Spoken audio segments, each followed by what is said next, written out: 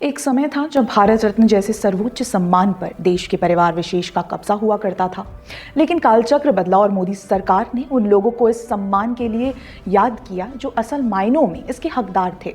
Bharatiya Janata party के वरिष्ठ नेता एवं देश के पूर्व उप प्रधानमंत्री लालकृष्ण आडवाणी को देश के सर्वोच्च नागरिक सम्मान भारत रत्न से सम्मानित करने की घोषणा हो चुकी है।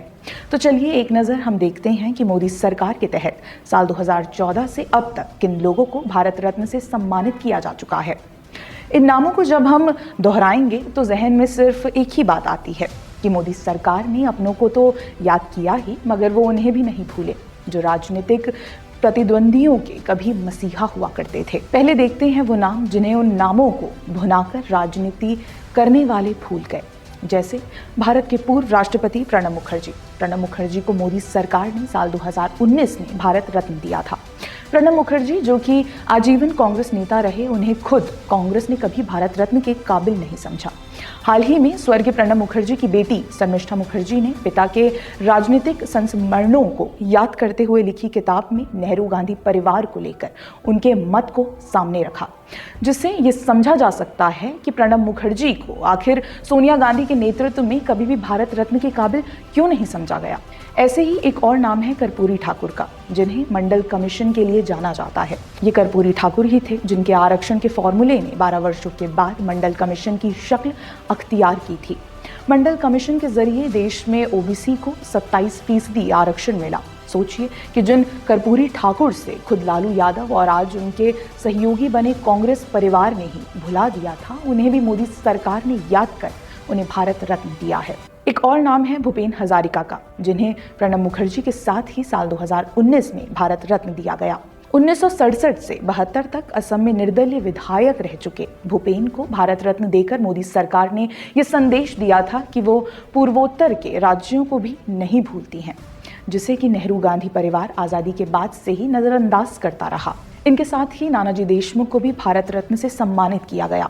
नानाजी देशमुख भारतीय जनसंघ के नेता रह चुके हैं और साथ में वे राज्यसभा के सदस्य भी रहे थे। साल 1975 में इंदिरा गांधी के आपातकाल के दौरान जयप्रकाश नारायण के आंदोलन के आर्किटेक्ट भी नानाजी देशमुख ही कहे जाते हैं।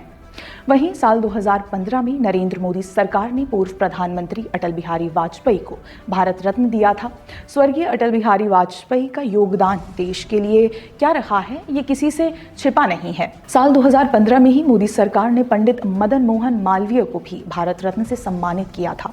साल 1916 में बनारस हिंदू विश्वविद्यालय की स्थापना करने वाले महामना मालवीय 3 बार भारतीय राष्ट्रीय कांग्रेस के अध्यक्ष भी रहे थे। लेकिन आज़ादी के इतने साल बाद जब केंद्र में नरेंद्र मोदी सरकार आई, तब जाकर उन्हें भारत रत्न के काबिल समझा गया। अब साल 2024 में भारत रत्न की श्रृंखला में उन 2 लोगों के नाम भी जुड़ गए हैं जिन्हें कभी मंडल बना कमंडल कहकर संबोधित किया जाता था। 1990 के दशक में जब अयोध्या में श्री राम मंदिर बनने को लेकर आंदोलन शुरू हुआ था, उस वक्त बिहार में मंडल की राजनीति चल रही थी। राम मंदिर आंदोलन में भाजपा के सबसे बड़े नेता लालकृष्ण आडवाणी को बिहार में ही 23 अक्टूबर 1990 को गिरफ्तार किया गया था। उस वक्त बिहार में मुख्यमंत्री लालू यादव थे। तो क्या ये चमत्कार नहीं है कि आज राजनीतिक ध्रुवीकरण के मसीहा भी इन 2 दिग्गजों को भारत रत्न दिए जाने से मौन नजर आ रहे हैं।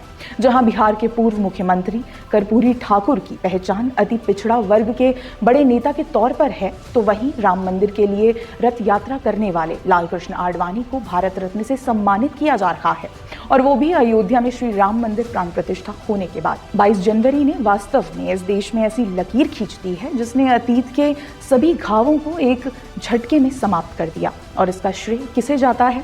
इसका जवाब आप सभी जानते हैं। संदेश यही है कि मोदी सरकार ना ही अपनों को भूलती है और ना ही उन्हें जो भारत रत्न होने की काबिलियत तो रखते हैं, मगर उन्हें उनके अपनों ने ही भुला दिया था। धन्यवाद।